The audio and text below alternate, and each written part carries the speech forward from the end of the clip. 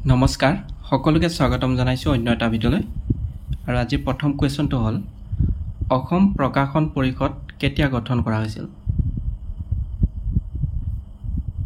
শুদ্ধ অপচনটো হ'ব অপচন সি 1958 চনত 1958 চনত অসম প্ৰকাশন পৰিষদ গঠন কৰা হৈছিল নেক্সট কোৱেশ্চন যোৰহাট সাৰ্বজনিক সভা কেতিয়া গঠন হৈছিল শুদ্ধ অপচনটো হ'ব অপচন সি 1884 চনত 1884 চনত যোৰহাট সাৰ্বজনিক সভা গঠন কৰা হৈছিল নেক্সট কোৱেশ্চন অসমৰ কোনজন ব্যক্তিক অসমৰ সিংহ পুৰুষ বুলি জনা যায় শুদ্ধ অপচনটো হ'ব অপচন সি ৰাধা গোবিন্দ বৰুৱাক অসমৰ সিংহ পুৰুষ বুলি জনা যায় নেক্সট কোৱেশ্চন অসম কেতিয়া ইংৰাজৰ অধীন হয়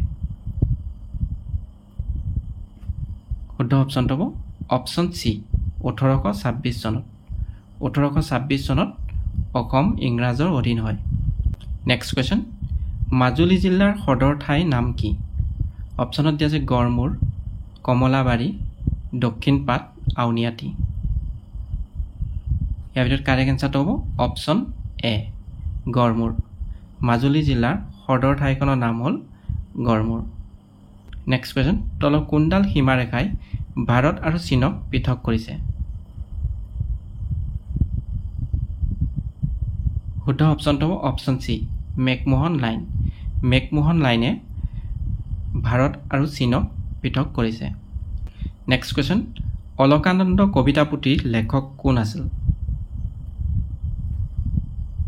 শুদ্ধ অপচনটো হ'ব অপচন সি নলিনীবালা দেৱী অলকানন্দ পুথিখনৰ লেখক হ'ল নলিনীবালা দেৱী নেক্সট কোৱেশ্চন অসম সাহিত্য সভাৰ প্ৰথম মহিলা সভাপতি কোন আছিল অপচনত দিয়া আছে পুষ্পলতা দাস নলিনীবালা দেৱী নিৰ্মলপ্ৰভা বৰদলৈ ওপৰৰ এটাও নহয় ইয়াৰ ভিতৰত কাৰেক্ট এনসাৰটো হ'ব অপচন বি নলিনীবালা দেৱী অসম সাহিত্য সভাৰ প্ৰথম মহিলা সভাপতি আছিল নলিনীবালা দেৱী নেক্সট কোৱেশ্চন গোহাঁই কমল আলি পথটো কাৰ ৰাজত্বকালত নিৰ্মাণ কৰা হৈছিল অপচন আছে ৰুদ্ৰসিংহ নৰনাৰায়ণ ৰঘুদেৱ পৰক্ষিত নাৰায়ণ ইয়াৰ ভিতৰত কাৰেক্ট এনসাৰটো হ'ব অপচন বি নৰনাৰায়ণৰ ৰাজত্বকালত গোহাঁই কমল আলি পথটো নিৰ্মাণ কৰা হৈছিল নেক্সট কোৱেশ্চন অসমৰ কোনখন চহৰত এছিয়াৰ সৰ্ববৃহৎ শুকান মাছৰ বজাৰ আছে অপচনত দিয়া আছে ৰহা নলবাৰী জাগিৰোড গুৱাহাটী ইয়াৰ কাৰেক্ট এনসাৰটো হ'ব অপচন চি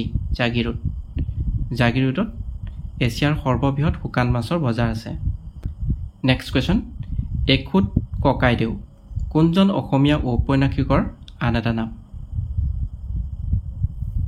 শুদ্ধ অপচনটো হ'ব অপচন B Nabakanta Barua next question কোনজন অসমীয়া গায়কক নাইটিংগেল অফ আছাম বুলি জনা যায় শুদ্ধ অপচনটো হ'ব অপচন এ দীপালী বৰঠাকুৰক নাইটিংগেল অফ আছাম বুলি জনা যায় নেক্সট কোৱেশ্চন কোন বছৰত অসমত চাহ আৱিষ্কাৰ কৰা হৈছিল শুদ্ধ অপচনটো হ'ব অপচন ডি 1823 চনত নেক্সট কোৱেশ্চন ভাৰতৰ নিৰ্বাচন আয়োগ কেতিয়া স্থাপিত হৈছিল শুদ্ধ অপচনটো হ'ব অপচন এ 1950 চনৰ 25 জানুৱাৰী তাৰিখে ভাৰতৰ নিৰ্বাচন আয়োগ স্থাপন হৈছিল নেক্সট কোৱেশ্চন ভাৰত চৰকাৰে কেতিয়া ৰাষ্ট্ৰীয় প্ৰতীক গ্ৰহণ কৰিছিল শুদ্ধ অপচনটো হ'ব অপচন এ 1950 চনৰ 26 জানুৱাৰী তাৰিখে ভাৰত চৰকাৰে ৰাষ্ট্ৰীয় প্ৰতীক গ্ৰহণ কৰিছিল নেক্সট কোৱেশ্চন কোন তাৰিখত সংঘটিত হৈছিল জালিয়ানৱালাবাগ হত্যাকাণ্ড শুদ্ধ অপচনটো হ'ব অপচন সি 1919 চনৰ 13 এপ্ৰিল তাৰিখে জালিয়ানৱালাবাগ হত্যাকাণ্ড সংঘটিত হৈছিল নেক্সট কোৱেশ্চন ভাৰতৰ সশস্ত্ৰ বাহিনীৰ সৰ্বোচ্চ মুৰব্বী কোন শুদ্ধ অপচনটো হ'ব অপচন ডি ৰাষ্ট্ৰপতি ভাৰতীয় সশস্ত্ৰ বাহিনীৰ সৰ্বোচ্চ মুৰব্বীজন হ'ল ৰাষ্ট্ৰপতি নেক্সট কোৱেশ্চন কোনটো ভিটামিনৰ অভাৱত কুকুৰিকণা ৰোগ হয় শুদ্ধ অপচনটো হ'ব অপচন এ ভিটামিন এ ভিটামিন এৰ অভাৱত কুকুৰিকণা ৰোগটো হয়। নেক্সট কুৱেশ্যন, কোন বছৰত সম্পত্তিৰ অধিকাৰ বিলুপ্ত কৰা হৈছিল? শুদ্ধ অপশ্যনটো হ'ব অপশ্যন বি 1978 চনত। 1978 চনত সম্পত্তিৰ অধিকাৰটো বিলুপ্ত কৰি দিয়া হৈছিল। নেক্সট কুৱেশ্যন, নিম্নলিখিত কোনখন অসমৰ আটাইতকৈ সৰু ৰাষ্ট্ৰীয় উদ্যান? অপশ্যন ডি আছে ৰায়মনা, ওৰাং, নামেৰি, ডিব্ৰু-চৈখোৱা। ইয়াৰ ভিতৰত কাৰেক্ট এনচাৰটো হ'ব অপশ্যন বি ওৰাং। ওৰাং ৰাষ্ট্ৰীয় উদ্যানখন অসমৰ আটাইতকৈ সৰু ৰাষ্ট্ৰীয় উদ্যান। নেক্সট কুৱেশ্যন, তলত উল্লেখ কৰাসকলৰ ভিতৰত কোনগৰাকীক ভাৰতৰ আইৰণ লেডি বুলি কোৱা হয়? শুদ্ধ অপশ্যনটো হ'ব অপশ্যন ডি ইন্দিৰা গান্ধী। ইন্দিৰা গান্ধীক ভাৰতৰ আইৰণ লেডি বুলি কোৱা হয়। নেক্সট কুৱেশ্যন, গুৱাহাটী বিশ্ববিদ্যালয় কেতিয়া স্থাপিত হৈছিল? শুদ্ধ অপশ্যনটো হ'ব অপশ্যন ডি 1948 চনৰ 26 জানুৱাৰী তাৰিখে গুৱাহাটী বিশ্ববিদ্যালয় স্থাপিত হৈছিল। নেক্সট কুৱেশ্যন, অসম মহিলা সমিতি কোনে প্ৰতিষ্ঠা কৰিছিল? শুদ্ধ অপশ্যনটো হ'ব অপশ্যন চি চন্দ্ৰপ্ৰভা শইকীয়ানী। চন্দ্ৰপ্ৰভা শইকীয়ানীয়ে অসম মহিলা সমিতি প্ৰতিষ্ঠা কৰিছিল। নেক্সট কুৱেশ্যন, নিম্নলিখিত কাক সাহিত্য কাণ্ডাৰী বুলি জনা যায়? শুদ্ধ অপশ্যনটো হ'ব অপশ্যন বি পদ্মনাথ গোহাঁই বৰুৱা। পদ্মনাথ গোহাঁই বৰুৱাক সাহিত্য কাণ্ডাৰী বুলিও জনা যায়। নেক্সট কুৱেশ্যন, অসমত স্থাপন কৰা প্ৰথম বেংকটোৰ নাম কি আছিল?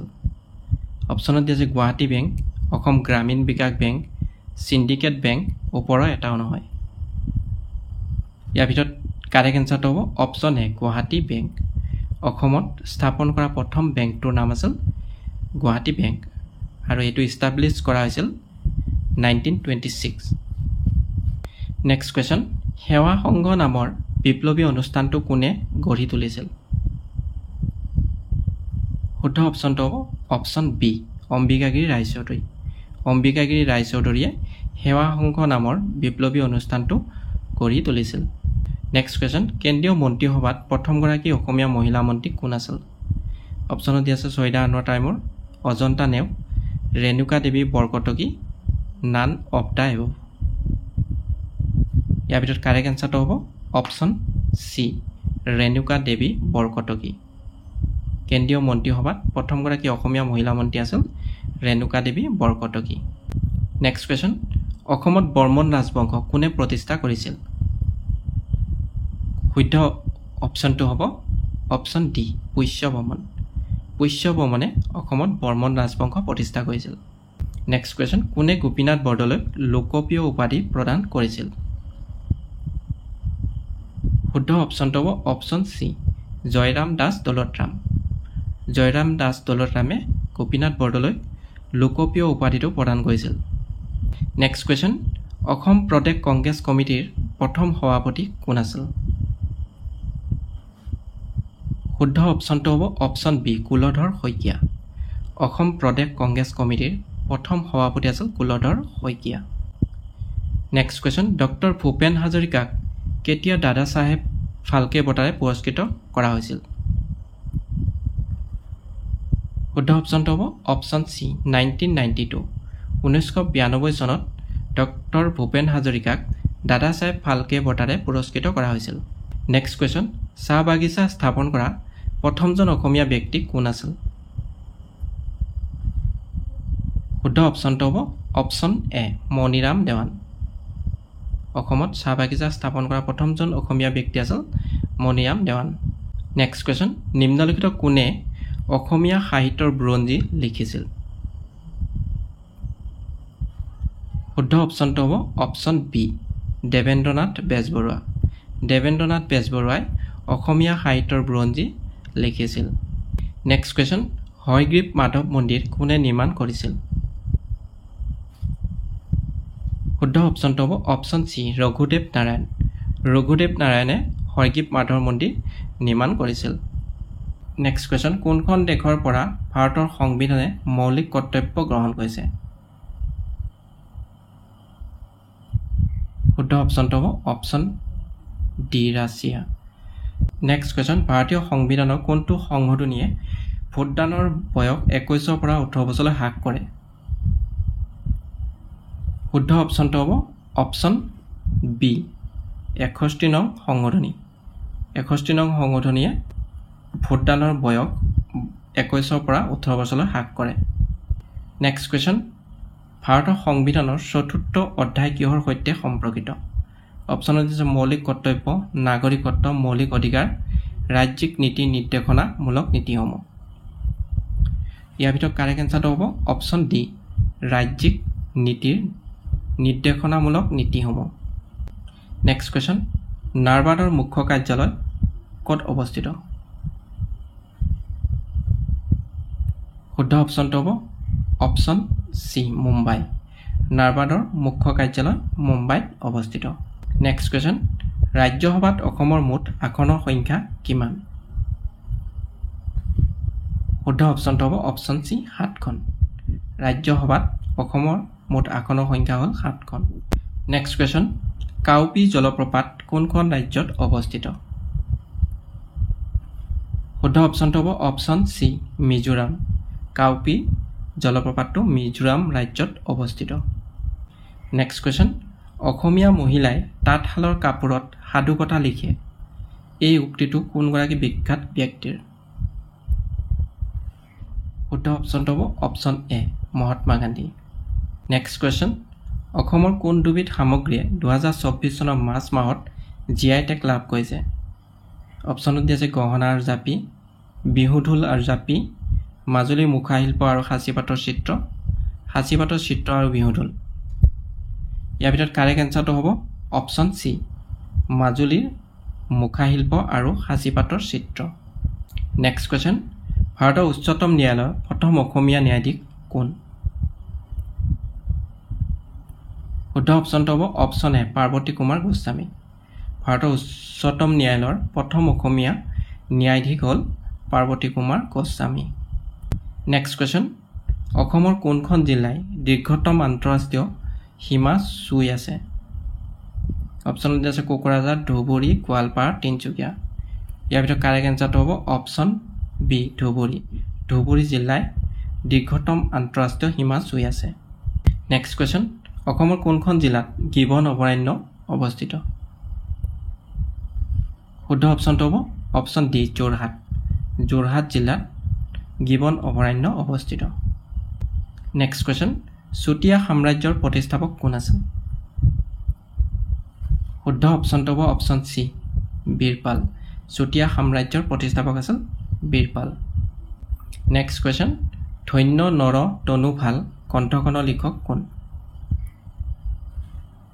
শুদ্ধ অপশ্যনটো হ'ব অপশ্যন ডি সৈয়দ আব্দুল মালিক ধন্য নৰ তনু ভাল গ্ৰন্থখনৰ লিখক হ'ল সৈয়দ আব্দুল মালিক নেক্সট কুৱেশ্যন কোনজন ব্যক্তিক অসমৰ নতুন ৰাজ্যপাল হিচাপে নিযুক্তি দিয়া হৈছে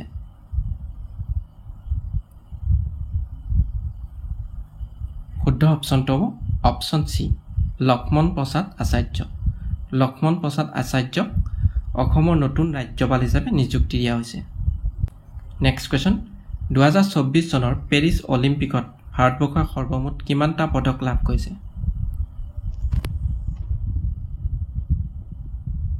শুদ্ধ অপশ্যনটো হ'ব অপশ্যন ডি 6টা 2024 চনৰ পেৰিছ অলিম্পিকত ভাৰতবৰ্ষই সৰ্বমুঠ পদক লাভ কৰিছে 6 নেক্সট কুৱেশ্যন বেদনাৰ উল্কা কবিতা পুথিখনৰ লেখক কোন আছিল শুদ্ধ অপশ্যনটো হ'ব অপশ্যন এ অম্বিকাগিৰি ৰায়চৌধুৰী বেদনাৰ উল্কা কবিতা পুথিখনৰ লেখক আছিল অম্বিকাগিৰি ৰায়চৌধুৰী